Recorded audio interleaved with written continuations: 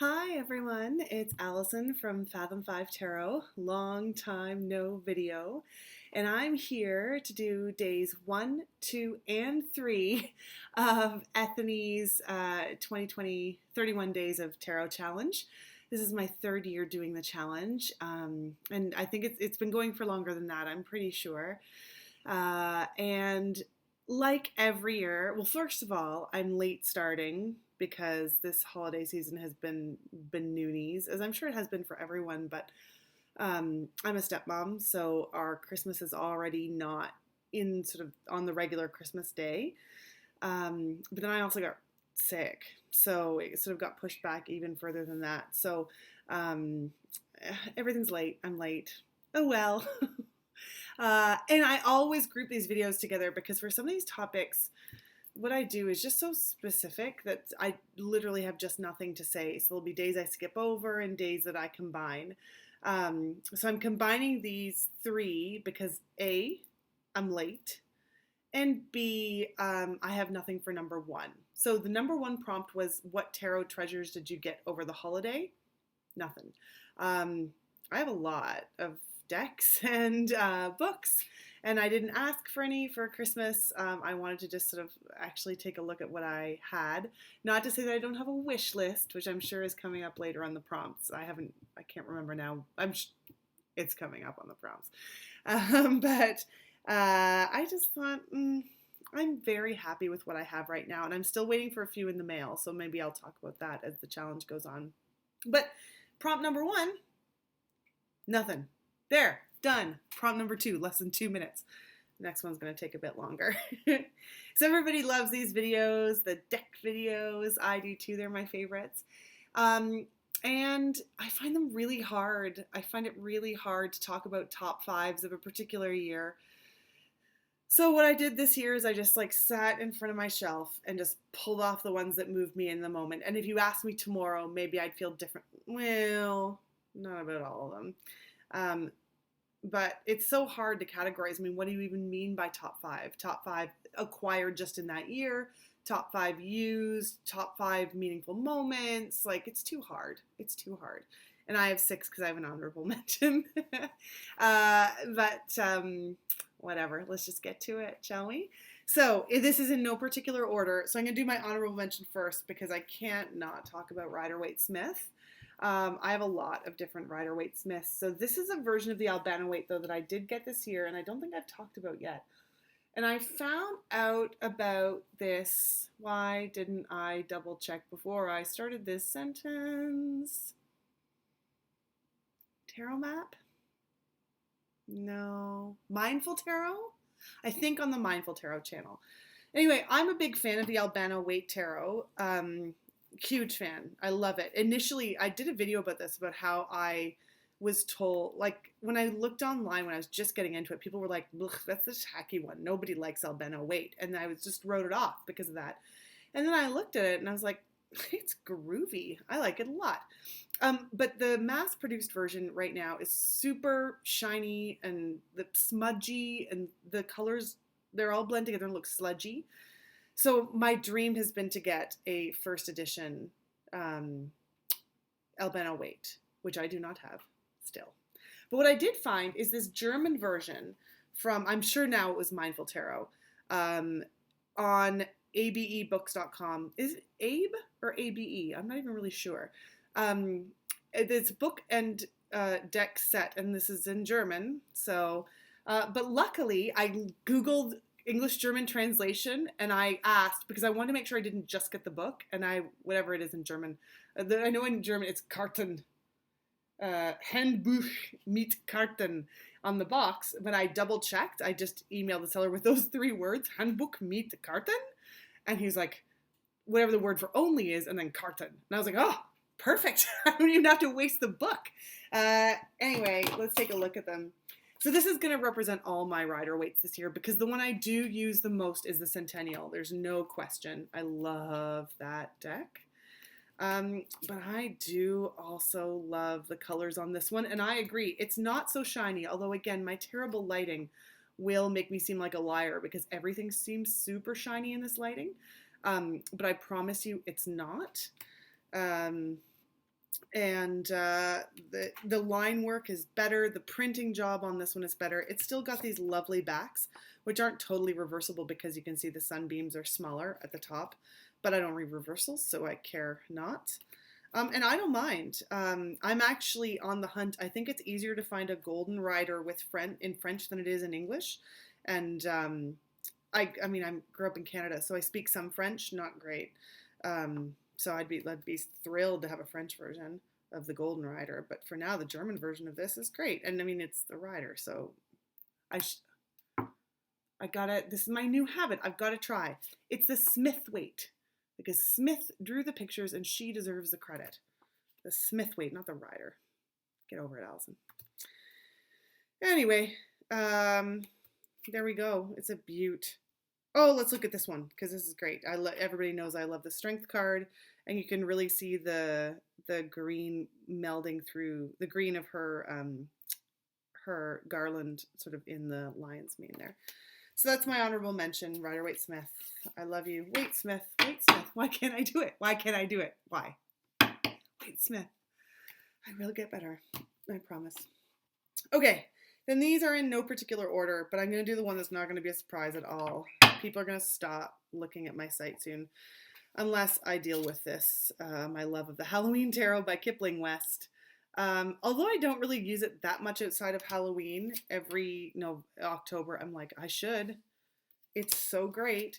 And even though it's cutesy, and although actually when I look at my list now, I got a bunch of cutesy decks here. That's funny. I wouldn't have thought that I'm much of a cutesy deck person, but here they are, I guess for their own different reasons.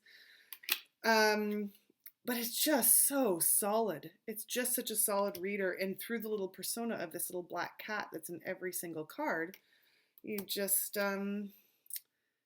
work your way through this whole gorgeous little deck. And I've talked to my feelings. I almost broke down and got the Dark Mansion, and then October rolled around. And I don't need it because I got my beautiful Halloween Tarot, and it's not going to cost me a bomb to get that Dark Mansion Tarot. I'm not going to get it. Although I know it's gorgeous. This one suits me just fine. So Halloween Tarot will never come off my list, I don't think. Which again, I would not have thought for myself. But it deserves so much more credit than the kids deck that it looks like. Okay, I'll do this one next because it's also cute. But I used it a lot, and it just really spoke to me. The Tarot of Trees by Dana O'Driscoll. I will forever want a bigger version of this deck because I don't like small cards. I got humongous hands. I'm 6 feet tall. Piano player, volleyball player. I think what she was able to do with trees in this deck is gorgeous. This is a bit of a shinier deck, and I have edged it. It's the only deck I've ever edged so far, but it gave me the courage to do more, especially more with black borders like this. Like Three of Wands, I just ever since I was a little kid, this is so pathetic, but I had friends that were trees. I was kind of bullied kid. And so I used to have special trees I would climb in and sit in and keep all my books in a Ziploc bag, and I would read up there for hours. And I felt very attached to trees, and I hated to see a tree cut down. And so this one just really works for me and speaks for me. And I mean, look at that. The Emperor. I mean, she's really put a lot of great thought into this. Oh, the Ten of Pentacles. Look at that. Like, it really speaks to me. And I wasn't sure it was going to. It was just a cute little deck that the trees won me over. But it reads way more fluently than I thought it would. So that one comes in too. Okay, next, not going to be a surprise again, Naked Heart Tarot. This was on my list last year, and I got it just at the end of last year. And it has been just such a touchstone for me all year long. I love it. The guidebook is spectacular. I'm actually not 100% sure now. I'm just looking at the box. 300-page guidebook. I think this is the second edition. I know there have been 3, and I think it's the second. I could be wrong. It could be the third. I don't know now where she's at in her publishing um, time with it. So I'm not sure. Um, I wasn't sure about the white space and the color. It works for me a lot. And just there's been so much thought given. Oh, sorry. I love it. I love it. I love it. Oh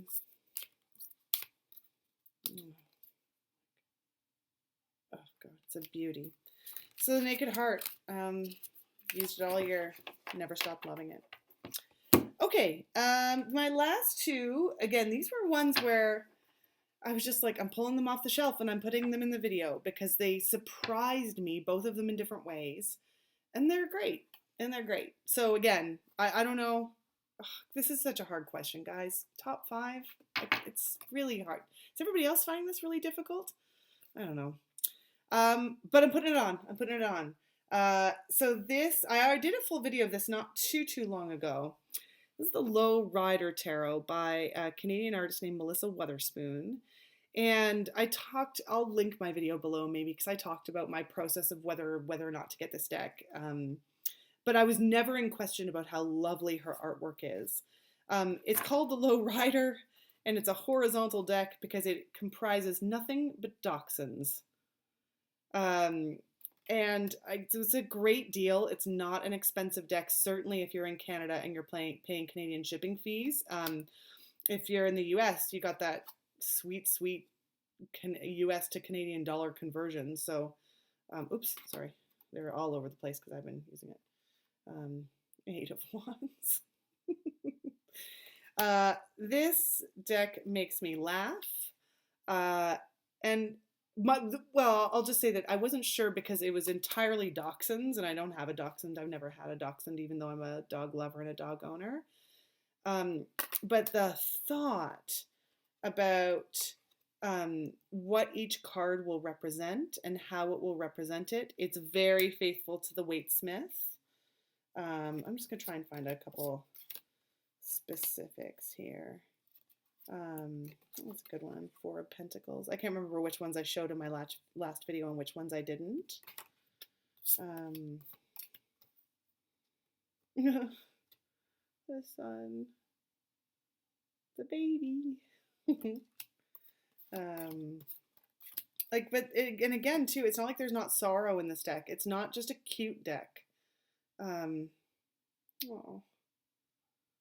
It's I also have the Animal Totem Tarot. God, that's a good one too. Although I guess it wouldn't have made this list for this year, but I do love it. But it doesn't shy away from, all of the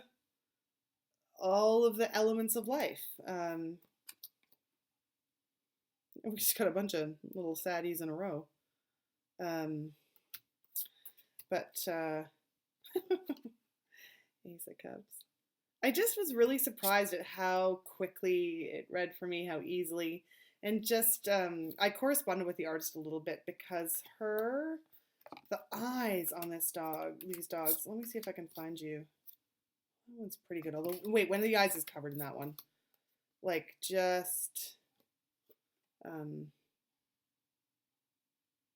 really, they're alive on the page, and you just, that's a great one too.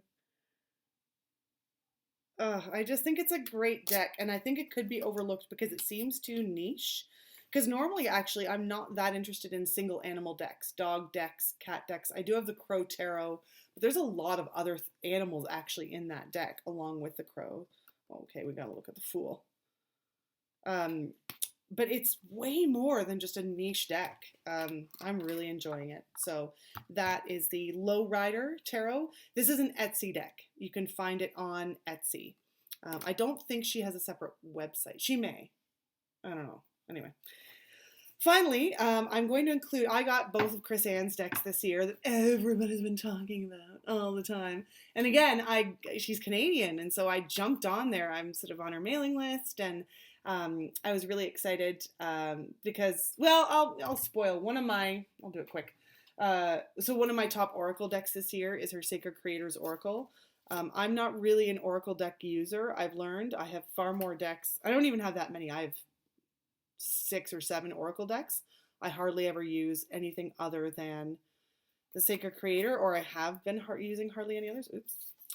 And when I first got Sacred Creators, I was like, oh, it's so beautifully produced. I love everything about it. But these messages, some of them are not for me, I don't think. They're too business oriented. I guess it'll just be sort of a collector's thing.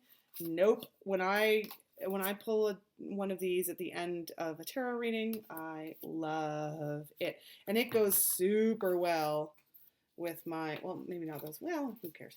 Those 2 cards together. I just think it works really well with the Naked Heart, and I use this combo all the time. Let's find another here. Just randomly pull 2 more. Something about the minimalist nature, and I just love it. So I was like, oh yeah, Chris-Anne, I'm getting both your decks, and I love them both. I love them both. But the deck I chose for this video was the Muse, because the Muse was a last minute. I was like, such a good deal for me because of shipping in Canada and blah, blah, blah. I'll get both, but I'm not really into collage decks, said I. Well, I am into this collage deck. I tell you, I don't know that if it had been just this deck, I would have bit the bullet and bought it without the Lightseers, which is gorgeous. There's no question. But this one was just such a surprise to me in terms of how much I love it and how gorgeously feminine it is, which is, again, not something I'm often drawn to. Just the style of it, how much I find within it. Oh, look at that Lover's card. I mean, there's just so rich. It really knocked me back. I was really surprised. And that's, I guess, all I can say about it. I mean, just look at everything's just so beautiful. I feel like I could just curl up in one of these cards. And the Kings are Muses, and they are also horizontal. So I got 2 horizontal-ish decks here. So I know lots of people have been talking about this, and I actually saw a post somewhere on Facebook where, like, oh, everyone's talking about the Lightseer. Well, how do people feel about the Muse? And I hope the Muse isn't going to be overshadowed by the Lightseers, because I think it's just a real powerhouse of its own. And I will talk about the Lightseers too at some point, but just because I thought maybe this would be a cool bundled package that I get, and then maybe I just pass this one on or sell it, or I was like, collage decks are not for me, but this collage deck is for me. I love it. So those are my 5 in no particular order, and I'll just quickly talk. I already talked about Chris-Anne's Oracle deck, and again, I bought 1 Oracle deck this year. Well, I'm going to talk about that, I think, later in the challenge, because I do plan to use it, but I just have learned about myself that I just am not, they just don't do it for me, and not affirmations decks, really. I don't know. I haven't found except for these ones. So the next one, and again, I've talked about it a gazillion times, so no one's going to be surprised, but Soul Cards is the greatest thing. And I think why it's the greatest thing for me is there are no keywords. Which is funny because Sacred Creators is almost all keywords. So I can't explain. I'm a rich tapestry. And I don't know what my deal is. But what I love about this is what I can draw out in different contexts. It's just so cool. And I have both Soul Cards 1 and Soul Cards 2. I didn't bring them both out just because everybody knows Soul Cards. But I love them lots, and I can't, they're the greatest. So, and the artist there is Deborah Koff-Chapin. I hope I've said all the artist names. I think I have. And finally, my last deck of the video. I bought two Oracle decks. And this one actually has been great, but it's a bit of a cheat because it is the Soul Trees Major Arcana Oracle. So some of the cards are major arcana cards, so I'm kind of like bridging Oracle and Tarot there. And again, my love of trees is why I got into this one. This deck's getting a bit of a bow, which is a bit of a bummer, but oh well, it's neither here nor there for now. So there are some cards that have, better back up. Each card has a message. So, and some of them are just keywords with a message. So for discernment, it says, discover what resonates with you, avoid looking to others to provide answers that already reside within you, follow your internal guidance and awareness. But just they're so beautiful. Creation is also gorgeous. I mean, they're all just beautiful. And then within that, as well, here's one. There is major arcana cards. So the world with the traditional Waite-Smith meanings ascribed to those. So maybe it's kind of a cheat. Well, some of the keywords are changed, like 15 becomes ego. But again, it's just more tarot wrapped into an oracle deck.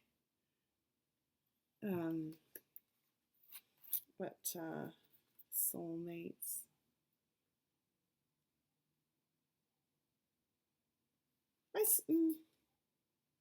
Yeah, I sort of like that because it doesn't have to. Lovers has a very.